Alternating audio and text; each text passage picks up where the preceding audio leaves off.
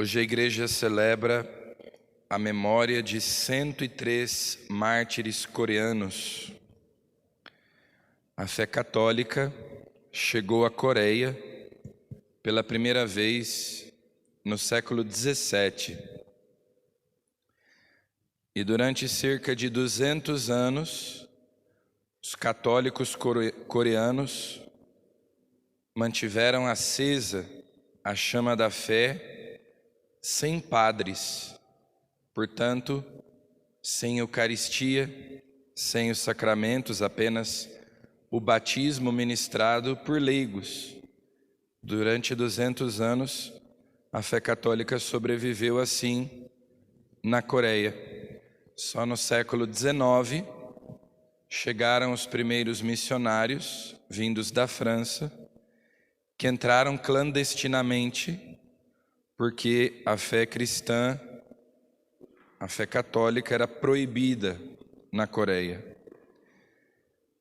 E nesse mesmo século em que chegam esses primeiros missionários franceses, se intensifica a perseguição contra os cristãos,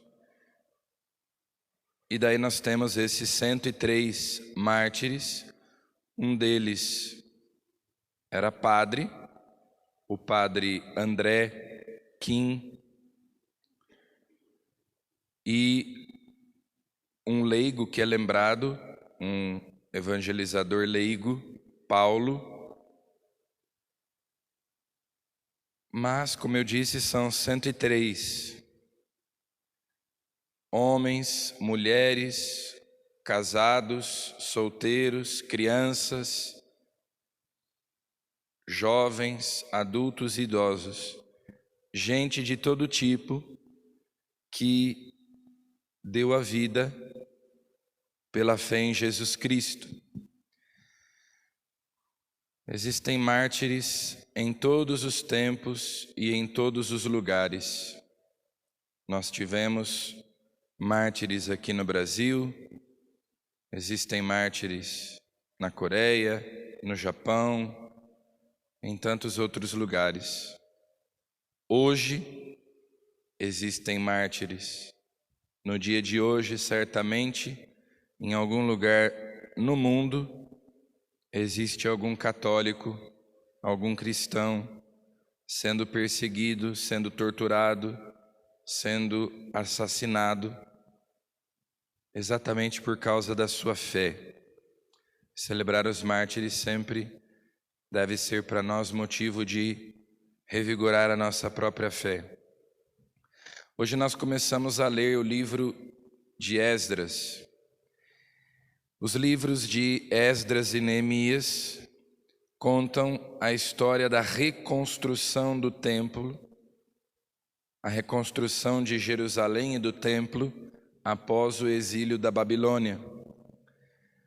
Para o povo de Deus, era como um novo êxodo, era como experimentar, séculos depois, novamente uma intervenção de Deus.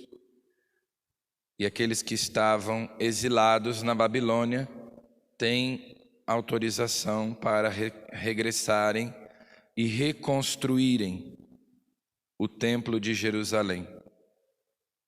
A gente pode se lembrar de São Francisco de Assis, que recebeu de Deus essa missão: vai e reconstrói a minha igreja. E num primeiro momento ele pensava que se tratasse da igreja de São Damião, que ele, pedra por pedra, foi reconstruindo. Na verdade, se tratava da igreja, povo de Deus, de com a sua santidade de vida, com a pregação, com o exemplo, reconstruir a igreja, povo de Deus, para que correspondesse melhor aquilo que Deus esperava e espera da sua igreja. Esse bonito salmo que nós recitamos é da época da reconstrução de Jerusalém. Quando o Senhor reconduziu nossos cativos, parecíamos sonhar. Os que lançam as sementes entre lágrimas ceifarão com alegria. A experiência do povo de Deus de poder reconstruir a sua vida depois daqueles anos de exílio. A vitória de Deus depois de anos de sofrimento, de dor.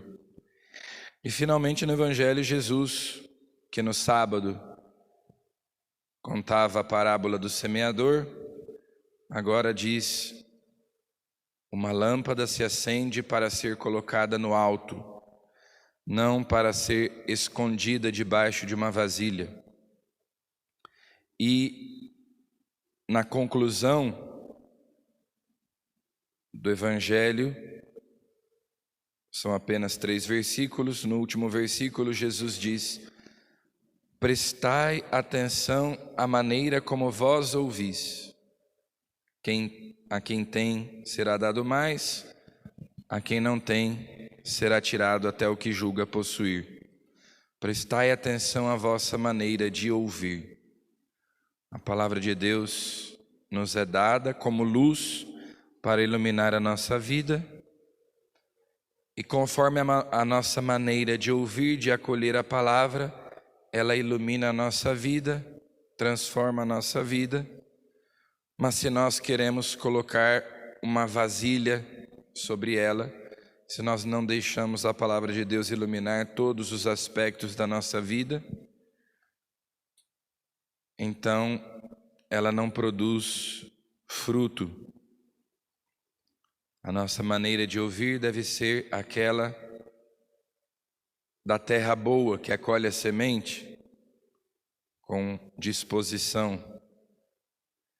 Peçamos aos santos mártires que celebramos hoje, os mártires coreanos, que intercedam por nós, para que, com a sua intercessão, com o seu exemplo, nós deixemos a luz de Deus iluminar toda a nossa vida, possamos dar testemunho de Cristo, para que essa luz ilumine a nossa vida e a vida das outras pessoas que convivem conosco. Amém.